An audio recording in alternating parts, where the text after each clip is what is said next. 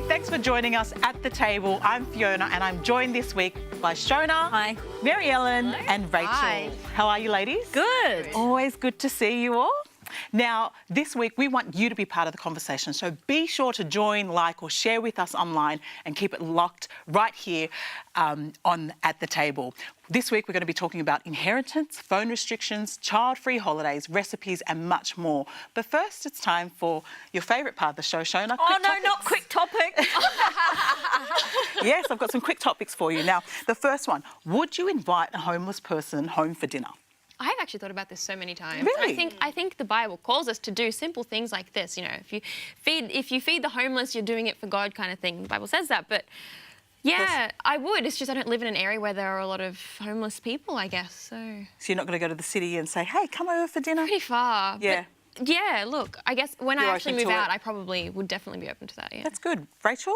Yeah, I'm like Mary Ellen, I've thought about it before. I haven't done it, but it's definitely something I thought, actually, this would be really good for my girls to sort of see that people live differently and that we're actually here to be a community and to help each other. And I feel like that's my responsibility, but I haven't taken that next step. Shona, I know you do a lot of like volunteer work. I, to be honest, I would struggle inviting a homeless person to my house. I'm happy to go and volunteer at soup kitchens and do all of that. But yeah, to be honest, I think I would struggle inviting them home. Yeah. Fair enough. I think I'm open to it. However, I'd rather shout them wherever they Yeah. are. I'll go buy you a meal Yeah. as opposed to bringing them home. Is it Because kinda I feel bad if they have to go, because it's like, do you want to stay over? Well, but for 'Cause me, where do they it's- go after that? Yeah, and for me, it's I don't want to rub their faces in what I've got. You know, it's that sort of thing that I worry about. Yeah.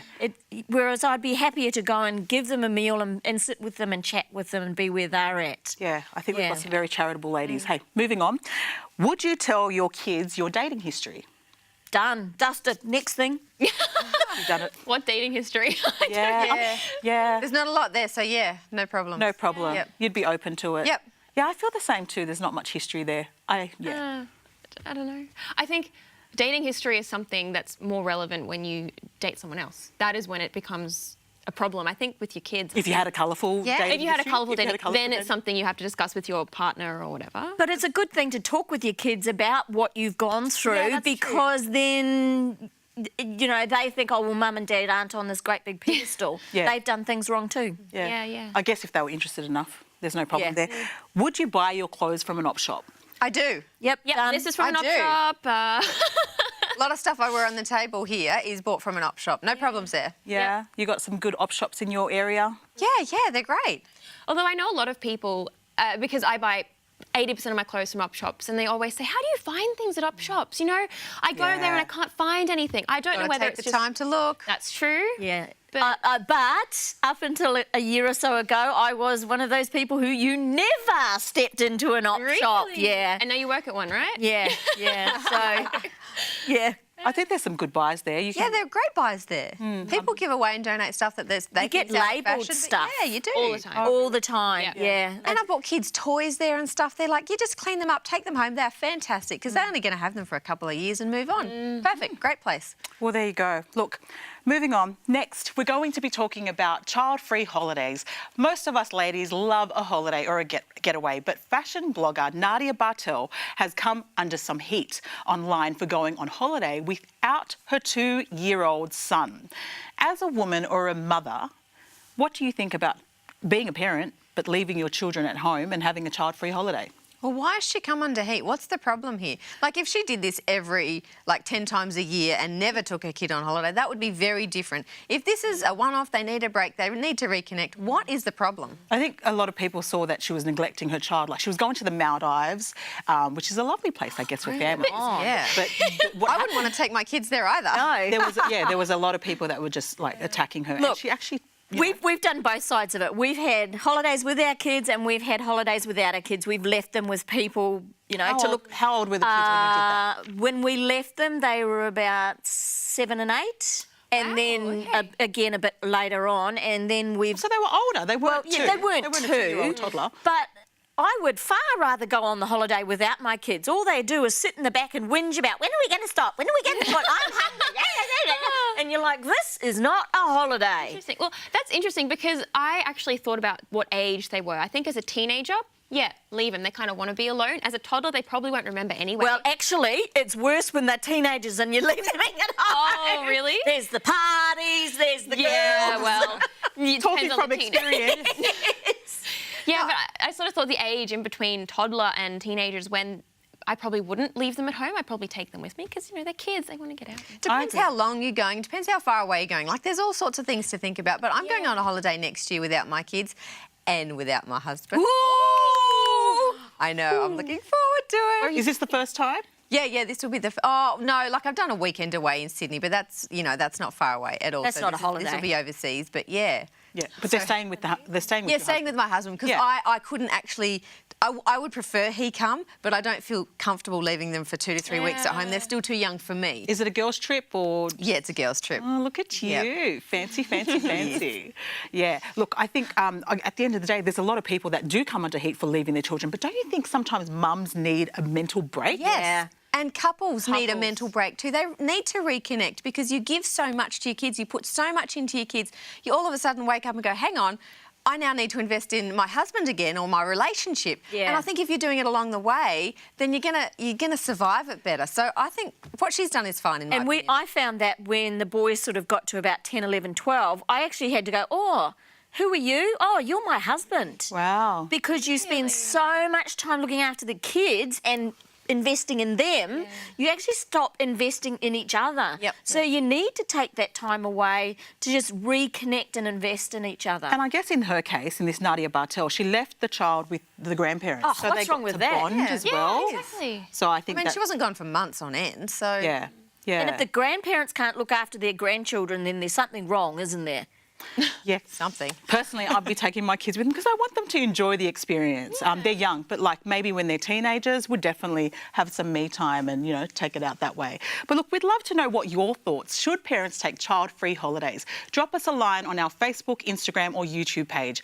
But if you can't imagine being away from your child, you won't have to for our next segment. You can bring all the kids along in the neighbourhood. Gia and Olive are making tropical icy pops. Let's check this out. Hi, my name's Olive, and today we're making tropical icy pops. Yes, we are. We're making tropical icy pops, and these are so much better than the ice cream that's out there.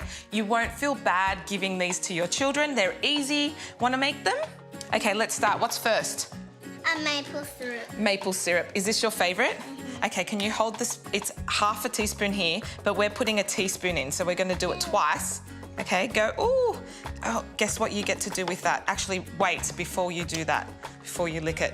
We're going to put half a teaspoon of vanilla essence or extract. Do you want to put that in there? Woo. Okay, you can lick that now. Ew. Ooh, it's not as nice as it with the extract. That's strong. Mummy got you. What's this? Pineapple. Pineapple, and I'm just using 1.5 cups of pineapple. I'm using canned pineapple, but you could just use fresh pineapple. That's 1.5 cups of pineapple and 1 chopped fresh banana, just roughly chopped in your blender.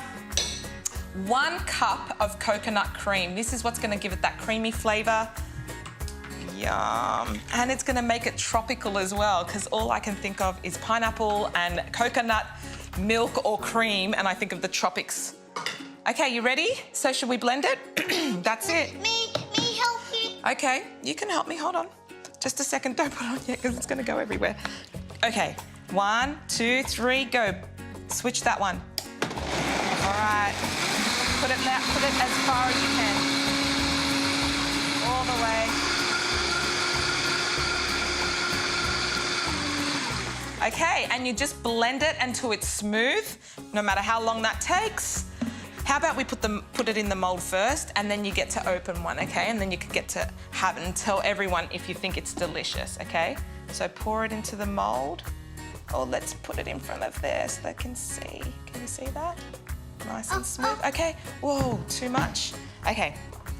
Then you put the lid on, if you don't have these little moulds, you can actually just use a bread pan, and then you can just put some baking paper in it, pour this on top, and throw some dipsticks or something in there.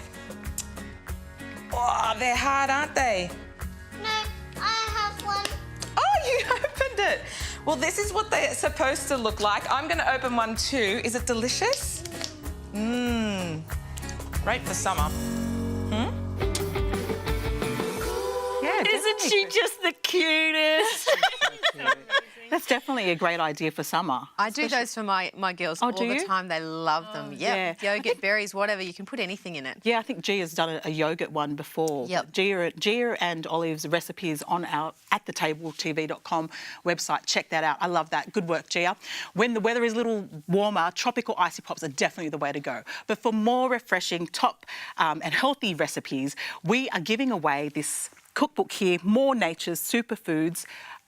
So do hit us up and get your free copy. All you need to do is, if you're in Australia, contact us on 1300 300 389. And for our New Zealand people, the phone number is 0800 694 673. Or you could email us, hello@thetabletv.com.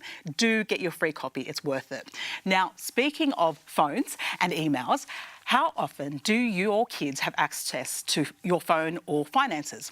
An article in essentialkids.com talks about how a young girl successfully unlocked her father's phone, booked a dream holiday to Paris, booked a VIP tour of the Eiffel Tower, bought some tickets on the Disneyland Express and theme park passes, racking up expenses of almost $800. I love it. 18. I love her style. This girl's quite smart onto it. She's one savvy wee thing, isn't she? Yeah, she didn't like. skimp out, that's for sure. And the father didn't know. He was sleeping, apparently, until he got the bill. Yeah, And a then he couple was of days like, later, we yeah. saw it on the credit card.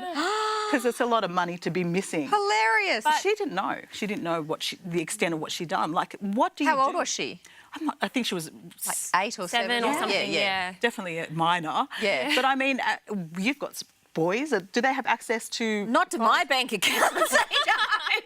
And they'd be fresh out of luck anyway. There's never anything in it. But how do you monitor that?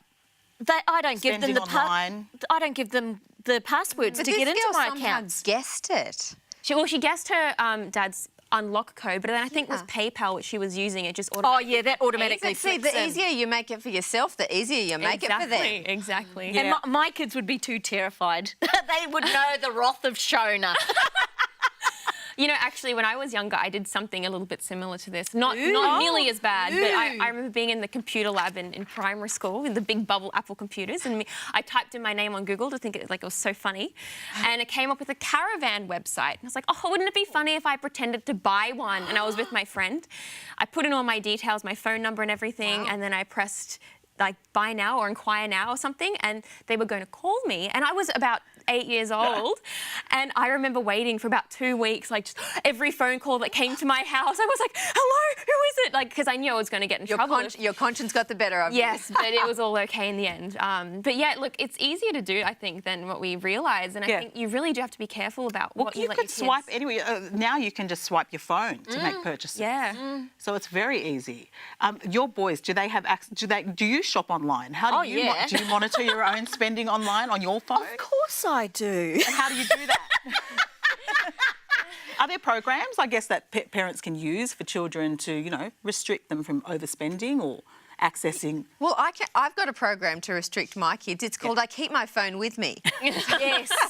I don't have apps on my phone either because I've got too many photos, so I can't actually fit any on there. So I don't actually do much shopping on my phone. There'd be very little they could actually do on my phone except for look at photos and videos. But the computer's a different story, but we've got like a no-go zone policy on that. My kids were 8, 6 and 4, and there's one who tries to get on there all the time, so she's always in trouble, but the wrath of mum is not pretty. Yeah. But this is common because a lot of parents go through, they give their phone to the kids to use. Next thing you know, they've bought something on iTunes or, subscribed to some game. I don't know how, because I struggle to buy stuff on there. I'm like, what am I doing? I don't know how they worked it out. Yeah, have I paid for this thing or not? Well, that's the thing. You need to keep track of that. But there's cards. You can buy iTunes cards and game cards for your kids. And I think the real issue is that kids don't understand the value of money. They don't understand currency. Yeah. No, it's true. And I think this cashless society that we live in, they can't see that money dwindles. So when you're down to your last cent, there's nothing more to be used. I know even with Joshua, you know, because he's working now and earning his own cash, trying to teach him to budget because, you know, kids of today don't hold hard cash in their hands. So trying to teach him to budget has been really hard. And he's an online spender. There's always stuff coming to the front door. Advertising's pretty good these days. Yeah, marketing's great. Yeah, I think, look, there's a lot that I guess we can do. Either buy the pre-purchase cards or don't give them phones at all. Yeah, I'm glad my one, our phone's broken. So I'm using... Eden's got it has no back. And I'm like you, it's full of photos, so there's no apps. So I guess that's the way to go. Fill up your phone with photos of your family. Teach your kids not to use it. That's it. Oh, but we live in a day and age where they do, so it's a bit hard to not to. Yeah, it is. Do you have phone restrictions or accidental spending stories that you would love to share? We'd love to hear them. Share with us on social media pages. But now, what's your thoughts on spending a kid's inheritance? The Daily Telegraph ran an article titled, "Kids, your parents don't owe you their money."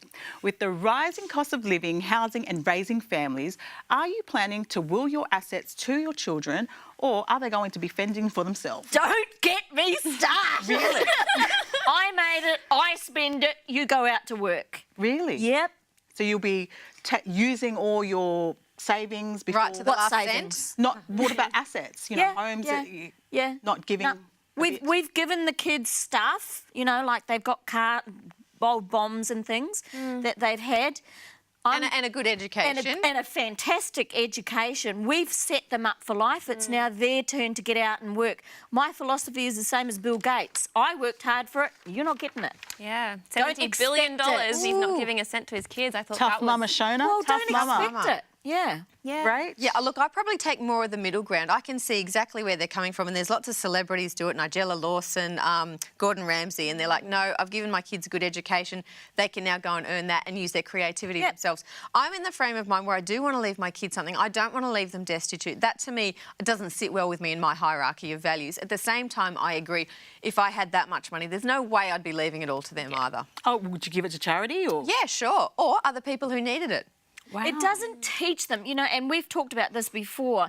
If you're going to give your children that sort of money, or even, you know, any sort of money, it doesn't inspire them to go out and take some hard knocks and learn to work for themselves. I mean, I came from nothing. My family was really struggled all their lives, and I've gone up and made successful businesses because I had to. I didn't have a good education. I had to make my own way. What good does I it do kinda them to just- have all those handouts? It doesn't. I kind of disagree. Like, my parents have left, you know, houses and things for their children, and I feel like I've watched them struggle and work hard for what they have. So I'm not taking it for granted what they've inherited to, you know, my siblings and I. And I feel like this is something that they've taught me that I want to pass on to my kids as well. So the assets that our family have will be for our children as well. But And I think it's different if they expect that as opposed to you just giving that to them, perhaps. Like, yeah, again, what you're saying, Shona, if they don't think they're going to have to work a day in their life because they're expecting to have a house or expecting to have money, they're not going to work. No. But I think also today it's a little bit different. And this is Talk going to sound us, very talk to us, entitled, yeah. but mortgages and house prices are just Completely so different. And only 45% of people actually own a house anymore, as opposed to I think it was 60% like 20 years ago or something. very Lower hard to- your expectations, Miss Millennial over there. Yes, but is it? Buy a dungaree house and fix it up like the rest of us have all had to do. But is it unrealistic to not want to live in a city like But Sydney? we're in a privileged society We are in a privileged now. society.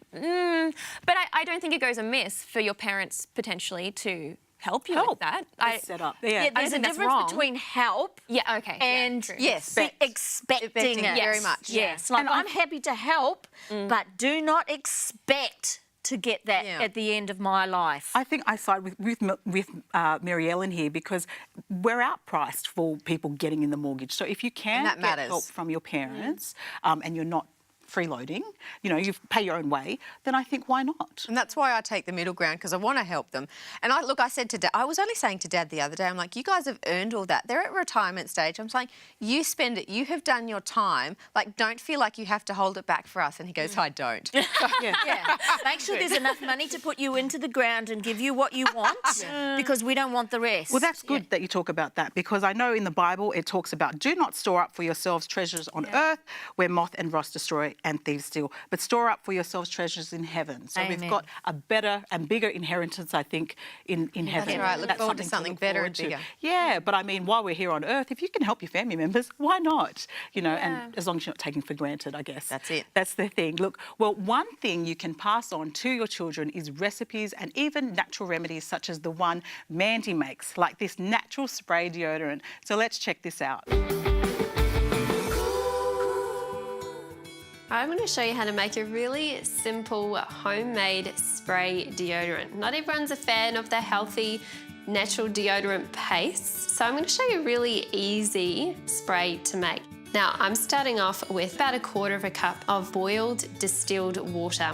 We're going to add 1/4 cup of some magnesium chloride flakes. We're just going to let that sit for a little bit. We need to dissolve all of those flakes before we get to the next part of our deodorant. Now, we know most people are deficient in magnesium these days, so this is a great way to add magnesium back into your body to help with the healing of those muscles. The very last thing we're going to do is just add in a couple of essential oils. So my favourites for deodorant are patchouli and lemongrass. So I'm going to add about 10 to 15 drops of each of these essential oils into my magnesium mixture here. So you can very easily omit the essential oils if you just want to keep everything plain and simple, or feel free to add whatever other essential oils that you like. Lavender is always a really great one to add to deodorant. That is it. That is a very simple homemade spray deodorant. So what we need to simply do is put this into a spritzer bottle. Remember, everything with essential oils should be stored in glass bottles. So I'm going to pour that in here, just spritz a few sprays under your arms, let it dry for a few minutes, then you are good to go. Just make sure you give that a little bit of a shake up before you use it, as the essential oils can settle on the top of your mixture.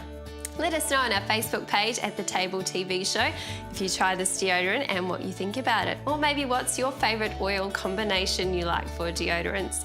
We'd love to hear from you. Thanks for watching.